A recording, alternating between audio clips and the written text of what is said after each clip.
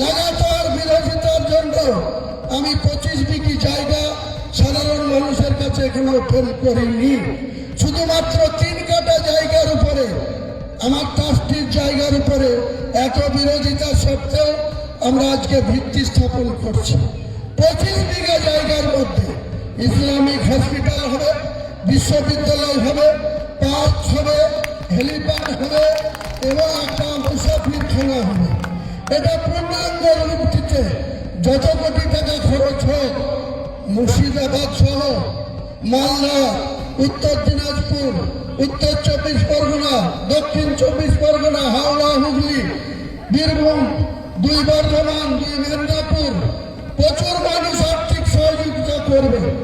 পাশাপাশি আপনাদেরকে খুশি খবর, নাম করতে তিনি নিষেধ করেছেন। এই ইন্ডিয়ান একজন মুসলমান আগামী 1 মাসের মধ্যে 80 কোটি টাকা আমার এই সংস্থাকে দেবে। তার কোম্পানি থেকে 80 কোটি টাকা আমাদের এই সংস্থাকে তিনি